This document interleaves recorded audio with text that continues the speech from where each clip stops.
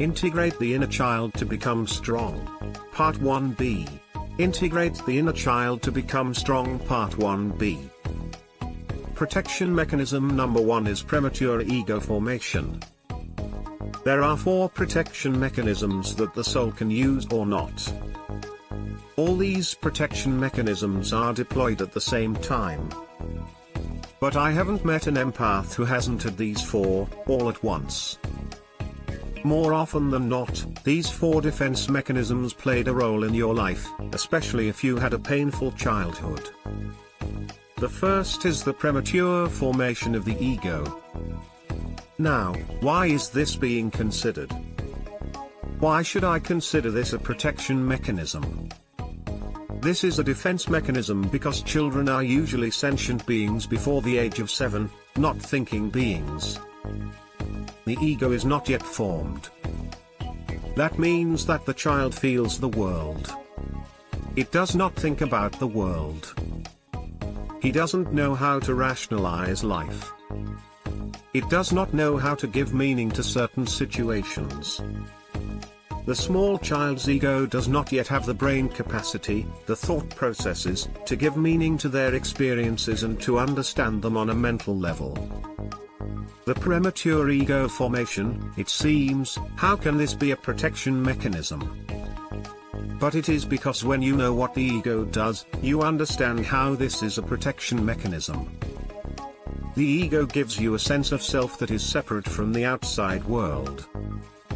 When you begin to build an ego identity, your ego tells you that you are separated from the outside world.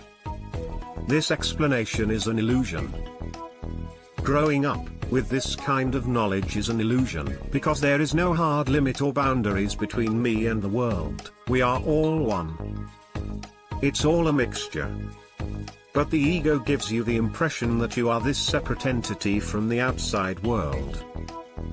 Now, look at how important this is for a child going through childhood trauma, for an empath going through childhood trauma. Because they are feeling all these feelings, they have no idea what is going on. Are they emotionally abused or sexually abused? Do they have narcissistic parents? We don't know, and anything can happen. But because the child doesn't know how to understand the world or think, they are just struck by this jumble of uncomfortable and painful feelings. And so, what the ego does is it comes online, and it gives that child a sense of identity that is separate from their outside world. This sense of identity is very protective. It immediately calms the little empath because it gives the illusion that they have some protection, that they are separated from the outside, and can protect themselves from the outside world. Premature ego formation is, therefore, typical. It happened to me. The ego begins to form around the age of 7. It varies, but it's around 7. For example, in a person's life, his ego may be born when that child was 4 years old and sexually abused by a family member. That's early for the ego to be formed, but I remember having a clear memory of when my ego was formed. I immediately knew it was for my protection. I felt myself calm down as soon as that self-identity mechanism came online. This is the first defense mechanism deployed when a child's empathy begins to endure painful or traumatic situations in their environment. The second protection mechanism is called soul fragmentation. This one is fascinating from a spiritual perspective. Shamanic culture knows a lot about soul fragmentation, but I will tell you that it's not exactly some look at shamanism. I'm going to give you a little bit of a twist. But it's the same understanding as shamans when shamans work with people on what they call soul fragmentation. What is soul fragmentation for your soul? Remember I said a while ago that your soul is constantly watching how the empathetic child is doing down here. The soul constantly monitors to see, especially how the biological system, how the body reacts to painful situations or trauma. The soul knows that there can be a risk, that the child can become so overwhelmed with emotions because they are empathetic. The soul knows that those emotions and emotional charge can completely overwhelm their biological system and that the body will not survive. The soul knows this. The soul constantly monitors what is happening in the outer environment of the little empath. In addition, the soul controls how the empath reacts to the situation. And then what the soul does is call out Mayday when something happens in the environment, and the empath is entirely overwhelmed by an enormous emotional charge. Eventually, the soul senses that, Mayday, Mayday, something is happening, the biological system is at risk of not surviving and using a defense mechanism. And what the soul does is it pulls a little bit of its essence out of the body. Now you're thinking, how on earth is that a defense mechanism? It is because looking at this. When your soul draws a little bit of its essence from this biological vessel, you immediately feel numb. This is a defense mechanism because this numbness at least calms the system to a point where at least the little empath will survive that matter.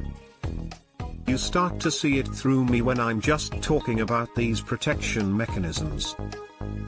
You begin to see how these protection mechanisms will turn into your worst nightmare later on.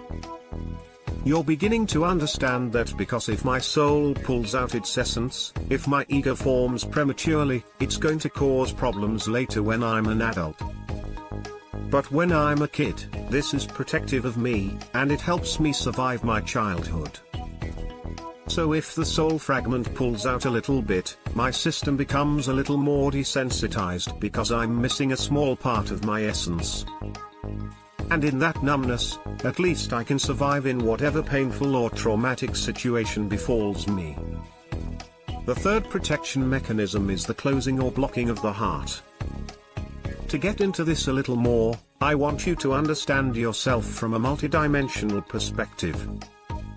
If you haven't seen what an aura looks like, what your auric field or electromagnetic field looks like, here's a picture of it below. The aura is very complicated. There are many layers in the aura. You don't need to know all the details. I don't even know all the details of the human aura, but I want you to see this picture because you can see different layers in the human aura. One of the layers is especially important for this protective mechanism called the heart. The one layer I want you to remember from this aura photo is called the emotional body. The emotional body is a vital aura layer because the emotional body is connected to your heart. It is connected to your heart. There is a small, fast connection to the heart center. Your heart is the portal for emotions, incredibly intense emotions. We feel a lot in our hearts. The heart is directly connected to the emotional body in the auric field. Now, why is cardiac closure necessary for the empath as a child? The formation of emotional charge begins because the heart is connected to the emotional body and is in the emotional body. Imagine this.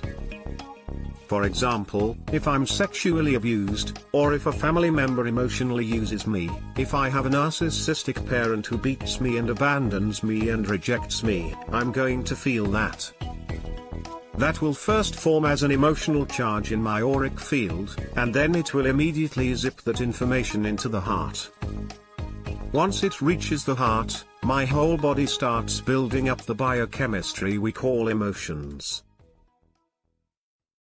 Don't forget to like our video.